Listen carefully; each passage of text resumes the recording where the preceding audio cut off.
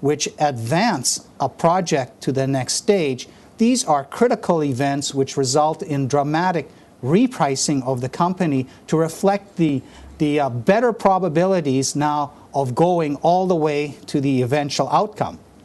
Now, other things to pay attention to in this chart is we can see these little floaters up here, the green and the red and the blue squares.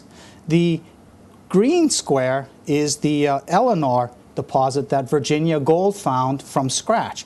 It was actually bought out by Goldcorp for about $760 million before any ounces in the ground were reported. This company would have been down here floating around maybe $50 million while exploration was plodding on and nothing exciting was happened. But when the market started to realize that this was a major new gold system in Quebec, it priced it dramatically higher and ended up being bought out at $760 million. So with projects that are more advanced here, say in the infill drilling and onward stage, we already have it pretty well quantified what the potential outcome is. So your gains are maybe 2, 3, 5 times left on the upside, unless there's a dramatic rethinking of what the project's all about.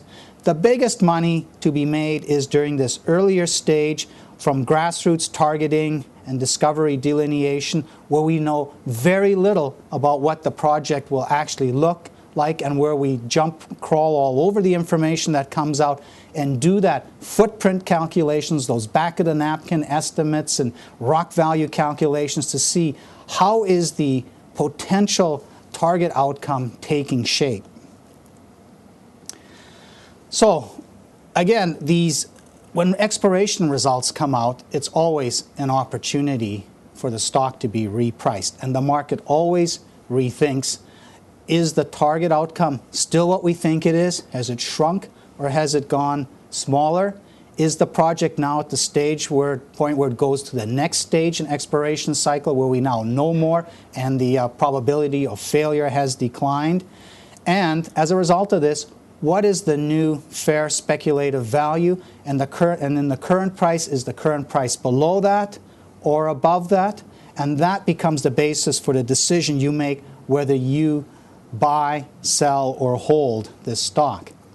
And here's an example taken from the Diavik discovery Aber made in 1994. The green band shows the range in which the market valued the project at each stage.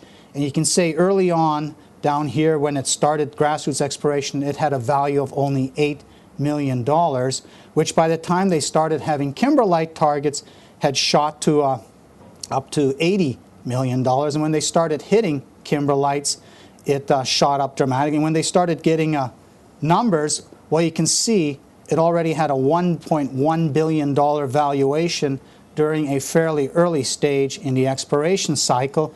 And from then on, the gains, eventually it ended up being worth $4 billion when it was in production. But you can see most of the money is made during this earlier stage. And also this graphic here has been adjusted proportionally to the amount of time the company spent during the various exploration stages. And you can see here from this stage on, from bulk sampling onwards, that 2/3 of the time was spent there, and the valuation difference was not dramatic. By the time we have a resource estimate and some idea scoping study, we already have most of the upside captured, and the only dramatically different higher upside you can get is when there is a significant change in the underlying commodity price, which in cases like gold are entirely possible. Now, what are the limitations of this model? No model is perfect.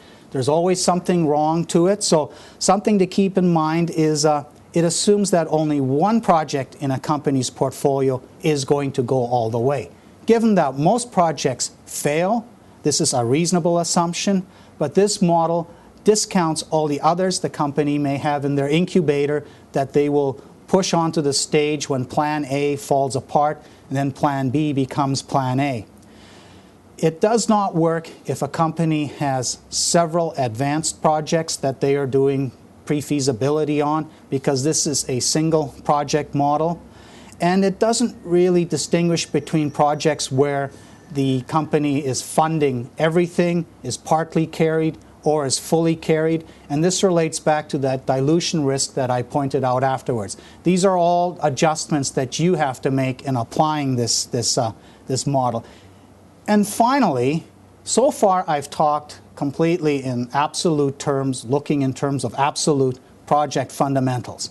As we all know, the resource sector is prone to bubbles. Maybe it is an area play. Maybe it is a commodity such as uranium, where the market starts assigning extraordinary values to the stocks, to the companies, which don't make any sense in terms of discounted cash flow analysis.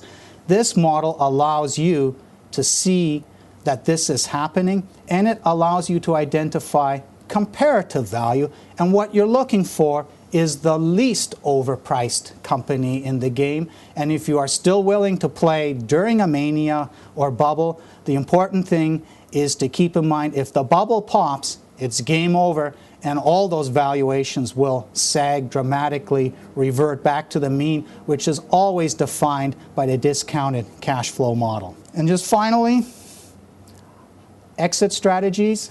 You got to think about when you're going to take your profits, because most of these stocks, these projects, do not become a mine. Ideally, we get a cash takeover bid by a major, perhaps a merger by an intermediate where you get the stock. Perhaps it's merged with an equal sized company to make a bigger company. But what you as a speculator can look for is when we have news which changes the target outcome or advances the project, and you do your fundamental analysis and see there is an inefficiency in the market, those are your opportunities to take profit or place bets to capture these differences. And the important thing is you're doing it with an intelligent framework where even if you're wrong, you understand where you went wrong. Because the most important game in speculation is to know why you lost money, because that educates you.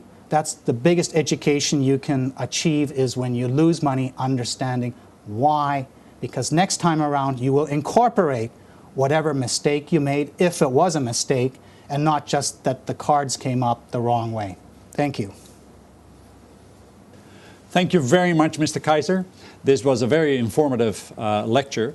And one of the things is that you, the investor or student, should know is that this is a very involved process, and John has spent many years researching this, and it behooves you to go to his website and perhaps even subscribe to his newsletter, because he has got a vast knowledge of this particular mining industry.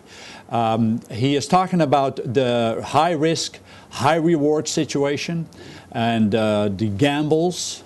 The exploration companies by nature are gambles, but the leverage in these kind of companies can be phenomenal. And John has done all of this work, and he actually organizes the evaluation for you, and so that you can learn as you're moving along, because this is not an easy process.